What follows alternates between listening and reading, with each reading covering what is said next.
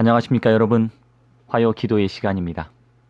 코로나19로 인하여 벌써 3주째 저녁 예배가 이렇게 방송 설교로 대처되고 있습니다. 이 방송 설교가 여러분의 신앙생활과 믿음에 큰 도움이 되기를 바라는 마음에서 기도하며 준비하고 있습니다. 평소 여러 가지 사정으로 인해 저녁 예배에 나오지 못한 분들도 이 방송을 통해 말씀을 들으니 좋은 면이 있는 것 같기도 하고, 또 다른 면으로 함께 찬미하고 기도할 수 있는 기회가 줄어든 것 같아 아쉬움이 남기도 합니다. 우리나라에서는 코로나 사태가 조금씩 진정될 기미가 보이고 있습니다. 여러분 희망을 가지시고 더욱 열심을 내어 기도하시고 말씀에서 큰 용기를 갖게 되기를 바랍니다. 최근 여러 외신을 통해 한국의 코로나 대처에 대한 칭찬이 이어지고 있습니다. 그러면서 회자되고 있는 한 이야기가 있는데요. 혹시 한국인들의 취미가 국난 대처가 아닌가 하는 말입니다. 한국의 역사를 보면 많은 전쟁과 국가적인 어려움이 있었습니다. 이런 국난을 겪을 때마다 한국인들은 스스로 이 난국을 타개하기 위해서 뭉치고 분연히 일어나는 모습을 보여왔습니다. 우리들의 취미가 국난 대처이다. 여러분 어떻습니까? 어떻게 생각하시는지 잘 모르겠습니다만 바로 그리스도인들의 취미가 환난 대처가 아닐까라는 생각이 들었습니다. 그리스도인들에게는 많은 시험이 닥칠 수 있습니다. 그러나 진정한 그리스도인이라면 그 환난에 능동적으로 기도와 말씀으로 대처하는 것이 우리의 본연의 모습이 되어야 하지 않을까 하는 생각이 듭니다. 세상에서 너희가 환난을 당하나 담대하라. 내가 세상을 이기었노라. 요한복음 16장 33절 말씀입니다. 여러분 기억하십시오. 오늘 우리가 묵상할 부분은 시대의 소망 제12장 시험입니다. 예수님께서 침례를 받으시고 성령에 이끌려 광야로 가셨습니다. 그분은 홀로 자기의 사명과 사업에 대해서 생각하시기 위하여 광야로 향하셨습니다. 그분은 금식과 기도로 그가 걸어야 할 피 묻은 길을 위하여 자신을 무장하셨습니다. 그러나 주님께서 광야로 가신 것을 알고 사단은 예수님께 접근합니다. 시대의 소망 제12장은 예수님께서 당하신 첫 번째 시험을 중심으로 기록하고 있습니다. 여러분, 예수님의 경험을 통하여 우리에게 닥친 시험을 어떻게 대처해야 할지 오늘 묵상하는 시간이 되기를 간절히 바랍니다. 먼저 예수님께서 당하신 시험이 기록된 주의 말씀을 낭독해 보겠습니다. 마태복음 4장 1절로 4절 말씀입니다. 그때 예수께서 성령에게 이끌려 마귀에게 시험을 받으러 광야로 가사 40일을 밤낮으로 금식하신 후에 줄이신지라. 시험하는 자가 예수께 나와서 가로되 내가 만일 하나님의 아들이거든 명하여 이 돌들로 떡덩이가 되게 하라. 4절입니다. 예수께서 대답하여 가라사대 기록되었으되 사람이 떡으로만 살 것이 아니요 하나님의 입으로 나오는 모든 말씀으로 살 것이라 하였느니라 하시니. 우리는 예수님의 공생의 처음과 마지막에 기록되어 있는 두 사건을 좀 조명해 볼 필요가 있습니다. 한 사건은 예수님께서 광야에서 사단에게 3가지 시험을 당하신 것이고, 마지막 사건은 예수님께서 십자가에 달리신 사건입니다. 이 두 사건의 공통점은 무엇일까요? 예수님의 공생애의 시작과 끝을 한마디로 표현하자면 투쟁과 시험이라고 할 수 있습니다. 사실 시험이라고 표현하기보다도 사단이 총력을 다해 퍼부은 공격이며 전투였습니다. 이 두 사건은 사단과의 1대1 전투이며 싸움이었습니다. 사단은 자기가 정복하지 못하면 정복당할 것을 알았습니다. 이 싸움의 결과가 너무 중요해서 자신들의 부하에게 맡길 수도 없었습니다. 사단이 직접 이 싸움을 해야 했습니다. 모든 배도의 세력들은 하나님의 아들을 대항하려고 모였습니다. 모든 지옥의 무기가 그리스도를 표적으로 삼았습니다. 예수님은 사실 베들레헴에서 태어나서부터 끊임없이 사단의 맹공격을 받았지만 특별히 이 두 가지 사건은 사단의 총력이 집중된 사건이었습니다. 그가 노골적으로 예수님을 무너뜨리기 위하여 공격한 싸움이었습니다. 사단은 사람을 유혹해서 범죄하게 만든 후에 이 지구가 자기의 것이라고 주장하고 자신이 이 세상의 임금으로 선언했습니다. 그는 사람들을 지배함으로 세상의 통치권을 쥐었습니다. 사람들의 마음과 육신을 지배하여서 사단 없이는 아무것도 할 수 없게 만들었습니다.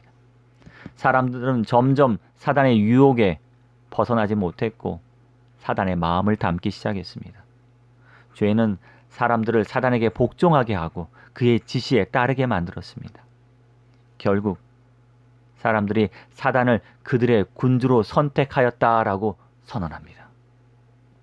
하지만 예수님께서 오신 것은 이런 잃어버린 통치권을 회복하고 사단의 유혹과 죄의 굴레에서 사람들을 해방시키기 위해서 오셨습니다. 사단의 권세에서 구원받기를 원하는 자를 모두 해방시키려고 오신 것입니다. 이것을 알고 있는 사단은 예수를 향해 총공격을 퍼부은 것입니다. 사람들을 자신의 영향력에서 결코 놓치지 않기 위하여 예수의 구원의 사명을 실패하도록 하기 위하여 총력으로 공격을 하고 있는 장면이 바로 이 장면입니다. 사단은 결코 자신의 통치권을 놓치고 싶지 않았습니다. 그의 굵은 쇠사슬로 묶어놓은 죄의 사슬이 끊어지는 것을 지켜볼 수가 없었습니다. 어떻게든 예수께서 실패해야 했습니다. 그래서 예수께서 가장 연약하고 힘들 때, 육체적으로 가장 피곤하고 어려울 때 그를 찾아와 시험했던 것입니다. 첫 번째, 그리스도로 하여금 그 말씀을 의심하게 만들려는 것이 사단의 목적이었다. 만일 하나님께 대한 그리스도의 확신을 흔들리게 할 수만 있다면, 사단은 알고 있었습니다. 말씀을 의심하고 확신이 흔들리면 사단 자신이 이길 거라는 것을 알고 있었습니다. 예수를 정복할 수 있다고 생각했습니다. 그래서 당신이 하나님의 아들이여거든 이라는 애매모호한 질문을 사단은 던집니다. 그리스도께서 낙담과 극도의 배고픔 속에서 아버지에 대한 믿음을 잃어버리면 분명 자신을 위해서 이적을 행할 것이고, 그러면 이 모든 구원의 계획이 깨질 거라는 것을 알고 있었습니다. 당신이 하나님의 아들이여거든. 이런 질문은 오늘날 사단이 우리에게도 하는 질문이기도 합니다. 우리가 하나님의 아들이며 하나님의 백성이라는 믿음을 어떻게든 흔들어 버리기 위해서 애쓰고 있습니다. 하나님께서 이 세상을 창조하신 창조주란 사실을, 이 믿음을 흔들어 버리기 위해서 애쓰고 있습니다. 예수께서 우리를 위하여 십자가에 달려 돌아가셨다는 이 놀라운 구원을 흔들어 버리기 위해서 힘쓰고 있습니다. 예수께서 이제 다시 오신다는 믿음을 흔들어 버리기 위해서 사단은 애쓰고 있습니다. 예수께서 우리를 돕고 계시며 우리를 인도하고 계신다는 사실을 깨버리기 위해서 힘쓰고 있습니다. 우리에게 구원자가 있다는 확신을 잃어버리도록 힘쓰고 있습니다. 우리의 기도를 응답하시는 분이 있다는 것을 잃어버리도록 하기 위하여 우리를 흔들고 있습니다. 만약 우리 마음속에 이 믿음과 확신이 깨지면 우리도 하나님 말고 다른 우리 자신을 구원해 줄 것 같은 것들을 찾아 스스로 되돌아갈 것이기 때문입니다. 그것이 과학이든 의학이든 다른 종교든 말입니다. 그것이 재물이든 권력이든 쾌락이든 혹은 마약이든 술이든 말입니다. 나를 이 난국에서 구원할 것 같은 것들을 찾아 스스로 되돌아갈 것이기 때문입니다. 여기 한 재미있는 그림 하나가 있습니다. 두 부스가 있는데요. 그런데 유독 한 부스에만 사람들이 길게 줄을 서 있습니다. 그러나 다른 부스에는 아무도 줄을 서 있지 않습니다. 줄을 길게 늘어진 부스에는 이렇게 적혀 있습니다. 코로나 바이러스 오고 있습니다. 어떻게 하면 안전할 수 있을까요? 그러나 사람이 없는 부수는 이렇게 적혀 있습니다. 예수님께서 오십니다. 어떻게 구원을 받을 수 있을까요? 마치 이 그림은 지금 우리의 모습을 보고 있는 듯합니다. 여러분, 마스크를 사기 위해 줄을 길게 서 보셨습니까? 저도 약국에서 마스크 2장 사기 위해서 지난 목요일 날 길게 줄을 섰습니다. 그런데 안타깝게도 교회는 코로나 바이러스의 감염의 온상으로 찍혀서 사람들이 찾아오지 않습니다. 이 코로나 바이러스가 주님이 오시는 재림의 징조임에도 불구하고 사람들은 그리스도의 오심을 준비하기 위하여 교회를 찾아오지 않습니다. 약국을 찾습니다. 우리는 구원을 받기 위해서 무엇을 찾고 있습니까? 두 번째, 사단은 우리의 품성의 약점을 공격합니다. 우리에게 접근해서 우리의 결점과 연약한 점들을 열거합니다. 사단은 우리의 마음을 낙담하게 하여서 하나님을 붙든 손을 놓게 만들기를 바랍니다. 그 사단은 우리의 결점과 약점을 최대한 부각해서 스스로 실망하고 포기하고 연약하게 만들어 버리는 것입니다. 그렇게 되면 사단은 우리가 확실히 그의 밥이 되리라는 것을 알고 있었습니다. 사실 우리의 힘으로 우리의 타락한 본성과 그로부터 나오는 욕구를 물리칠 수 없습니다. 불가능하지요. 할 수 없어요. 그래서 우리는 하나님을 의지해야 합니다. 하나님의 능력을 붙들어야 합니다. 그런데 사단은 우리가 하나님을 보지 못하게 하고 못나고 약하고 결점투성이, 약점투성이, 문제투성이인 우리 자신을 보게 해서 스스로 포기하도록 유도한다는 사실입니다.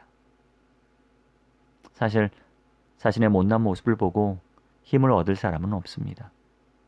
자신의 한계에 갇혀서 우리는 쉽게 좌절하고 쉽게 무너지는 존재라는 것을 사단은 이미 알고 있습니다. 한 뉴스에서 소개한 이야기를 여러분께 좀 들려드리고 싶습니다. 생각의 차이는 없는 것을 잊게 만든다 라는 뉴스였는데요. 여기에 두 사람을 소개합니다. 세계 최초로 히말라야 14자를 완등한 한 여성이 있었습니다. 그리고 또 세계 최초로 사막 레이스 그랜드 슬럼을 2회나 달성한 사람이 있었습니다. 근데 이들의 공통점은 모두 한국인이었습니다. 그런데 여러분 아십니까? 우리나라 국토의 대부분은 낮은 산지로 2000m가 넘는 산도 단 한 평의 사막도 없습니다. 내가 살던 곳에 높은 산이 없다고 그 산을 오르지 못할 것인가? 내가 살던 곳에 사막이 없다고 사막을 달리지 못할 것인가? 가지고 있지 않은 것, 경험하지 못한 것, 나의 약점에 발목을 잡혀 우리가 포기한다면 결코 이루어낼 수 없었던 것들이라는 겁니다. 사단은 우리를 물고 늘어지고 우리가 포기하게 만들려고 할 때마다, 또한 우리에게 없는 것을 부각시키고 우리의 약점을 나열할 때마다 우리는 그리스도를 붙들어야 합니다. 우리는 말씀을 붙들어야 합니다. 또 한 가지, 우리의 약점 때문에 저지르는 실수가 있습니다. 그것은 우리가 쉽게 범하는 위험한 위로, 위험한 위안입니다. 남의 약점으로 자신의 단점을 가릴 수 없다. 그러나 우리는 너무 쉽게 남의 약점으로 자신을 정당화합니다. 그래도 난 쟤보다 낫잖아. 바로 이런 정신에서 율법주의가 탄생합니다. 이곳에는 은혜가 없어요. 누가복음 18장 11절에 한 바리새인이 성전에 서서 기도하는 모습을 볼 수 있습니다. 그는 이렇게 기도합니다. 나는 다른 사람들, 곧 도둑질, 토색, 불의, 간음하는 자들과 같지 아니하고 이 세리와도 같지 아니함을 감사하나이다. 사단이 보여주는 자기의 약점과 단점을 우리는 못 본 채 합니다. 그리고 누구의 단점을 봅니까? 다른 이의 단점과 약점을 통해서 스스로 위로를 받으려고 합니다. 그리고 말하죠. 나는 다른 이들과 같지 아니합니다. 나는 저 사람보다 율법을 잘 지킵니다. 저는 더 의롭습니다. 이것은 우리가 하나님께 더 가까이 가지 못하게 하는 큰 장애물이 되고 있습니다. 여러분 위로받고 싶다면 예수님을 보십시오. 증언의 말씀은 이렇게 고면합니다. 시험의 맹공격을 받을 때 상황이나 자신의 약점을 보지 말고 하나님의 말씀의 능력을 바라보라. 그 말씀의 모든 능력은 그대의 것이다. 예수님께서 기록되었을 때라고 말씀하시며 하나님의 말씀으로 시험을 대항한 것처럼 우리도 그렇게 해야 합니다. 하나님의 말씀 가운데 있는 약속은 모두 우리의 것입니다. 우리는 주의 말씀을 우리 마음에 두고 그 말씀을 바라봐야 합니다. 절대 자신의 상황, 약점, 타인의 약점을 보지 마십시오. 그것은 우리를 약하게 할 뿐만 아니라 그리스도를 보지 못하는 맹인으로 만드는 것입니다. 예수께서는 성경 말씀으로 사단을 대항하셨습니다. 그분은 기록되었을 때라고 말씀하셨습니다. 시험을 당할 때마다 그의 싸움의 무기는 하나님의 말씀이었습니다. 사단은 그 말씀에 논박하지 못했습니다. 어떤 유혹자도 말씀 앞에서 더 이상 대답할 말을 이어가지 못합니다. 말씀은 환난을 대처하는 가장 큰 힘이 됩니다. 셋째, 사단은 부절제를 통하여 하나님께서 사람에게 매우 귀중한 선물로 주신 정신적, 도덕적 능력을 파괴하기 위해서 활동합니다. 부절제요. 사단은 인간의 방종을 통해서 인간 속에 있는 하나님을 닮은 모든 흔적을 지워버리려고 하는 겁니다. 도무지 우리가 하나님의 자녀라는 것을 모르도록, 망각하도록 만들어버린 거예요. 하나님과 닮은 부분들을 완전하게 사라지게 해서 누구도 하나님을 알아보지도 못하게, 인식하지도 못하게 만드는 겁니다. 사실 육체적 본성을 따르는 자들은 영혼의 가치가 있는 사물을 인식하지 못합니다. 쉽게 풀이하면 식욕에 목마른 사람은 천국의 가치를 제대로 알지 못해요. 세상에 재미를 붙인 사람, 하나님, 천국, 영혼 별로 관심 없습니다. 오늘 재미있고 행복하게 살면 되는 거예요. 내 입에 맞으면 되는 거고 내가 좋으면 되는 겁니다. 술을 좋아하는 사람은요, 하늘나라에 술 없으면 안 간다고 해요. 뭐가 더 좋은 거예요? 술이 더 좋은 거예요. 사단은 이러한 육체적인 본성을 우리가 따라가도록 만들어 놓습니다. 뭘 따르지 않고요. 말씀을 따르지 않고 육체적 본성을 따라가도록 하는 것, 그것이 사단이 우리를 공격하는 방법입니다. 어떻게 우리가 대항할 수 있을까요? 엊그제 등산을 갔다가 피어난 작은 꽃을 보았습니다. 아무것도 피어나지 않은 겨울산에 맨 먼저 피어난 작은 꽃이었습니다. 저는 이 꽃의 아름다움에 취하여 한참을 바라보고 있었습니다. 이 사진기로 이 꽃을 크게 확대시켜서 꽃 깊은 속까지 바라보았습니다. 세상에 이렇게 조그맣고 예쁜 곳이 어디 있을까? 그러면서 이런 소망을 품게 되었습니다. 나도 이런 빛을 내는 사람이 되면 좋겠다. 작지만 거룩한 빛을 내는 빛나는 사람이 되면 좋겠다. 여러분, 그리스도의 빛을 사모하고 계십니까? 나도 그리스도를 닮았으면 좋겠다라고 생각하고 계십니까? 그리스도의 품성을 사모하십니까? 만약 우리가 그리스도의 품성이 얼마나 아름다운지 깨닫는다면, 그리스도의 희생이 얼마나 고귀한지 깨닫는다면, 그리스도의 인자가 얼마나 좋은지 깨닫는다면, 그리스도의 마음이 어떤지 알게 된다면 우리는 그리스도의 마음을 담기 위해서 힘쓰게 될 것입니다.